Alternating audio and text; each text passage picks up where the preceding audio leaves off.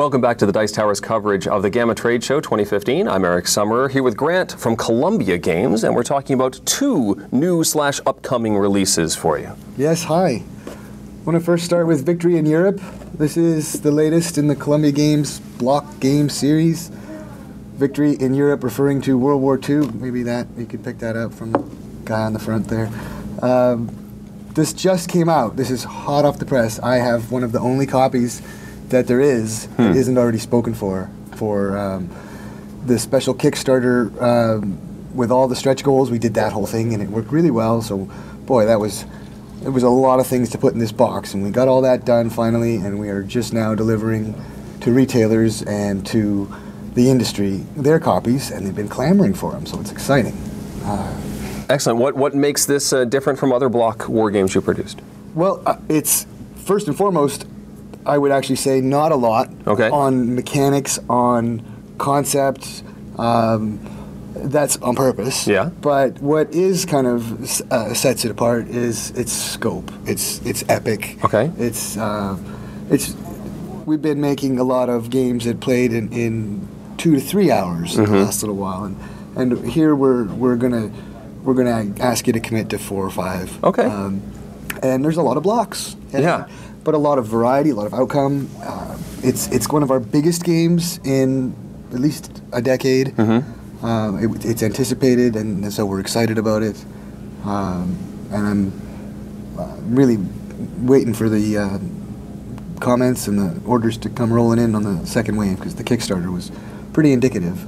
Excellent. And, so that's been a project that took most of 2014 and just came to fruition. Okay. The Kickstarter was early or mid-April, I guess it was, 2014.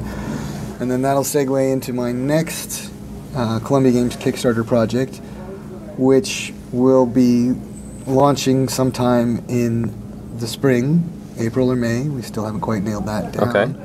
But we're pretty much ready. And that's Last Spike. Yeah, this is the Last Spike. It's a different kettle of fish for Columbia Games, although it's got blocks in it, just to keep you honest. And this one is scheduled to come out in the summertime, so for the convention season, and available in stores pretty much right away. We got the production plan down. So the Last Spike is reminiscent of Columbia Games' roots, or Tom Dalglish, my father.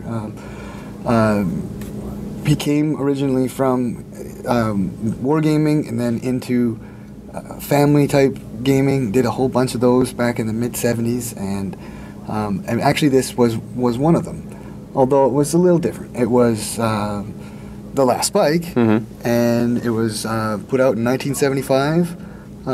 It actually looks a little bit like this and has many of the same underlying principles which worked then and still work. But what we've done that's exciting about it is adapted some of the, I guess, modern thinking in gaming about mitigating luck and cooperative and yet competitive. Okay. So it's a Euro game. It's an attempt by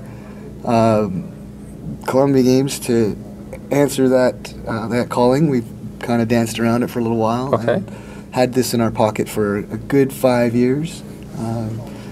Excellent. And I'm really excited about it. I can tell you just a little bit about it. It's about a 45-minute, or up to an hour game, multiplayers. It involves building the Transcontinental Railway. So we're talking from St. Louis across to California, Sacramento. And there's a diverse track that can follow. There's a diamond-shaped pattern on the map there of cities, and there are several different routes that the train may go. And this game involves laying track tiles or blocks on the spots on the map to fill up the map. And the game ends when it's coast to coast, or from St. Louis to Sacramento. It can go any which way. Sometimes it goes circuitous, sneaky, up, down, round.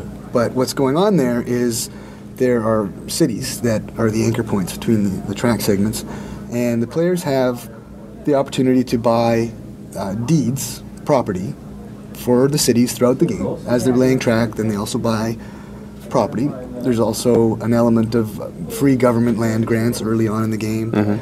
You accumulate some property, and then you play some tracks.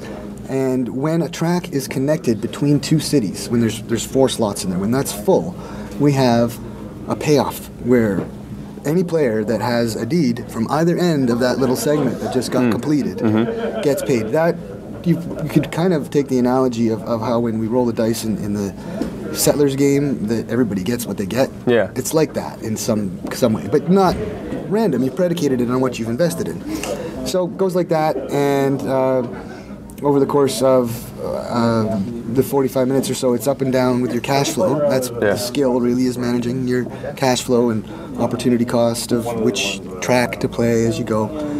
And then in the end, when the last spike is laid, one player gets a bonus for doing that, and we count up the money and see who wins. Awesome. So last spike, you say expecting this summer? Yeah. And Victory in Europe available very, very soon, if not now. It's available now. I basically am saying that I can deliver about April 1st to anybody at this point. So excellent. That's coming just up basically tomorrow, almost, as far as I can see. All right. Grant from Columbia Games, thank you very much. Yeah. And thank you for watching.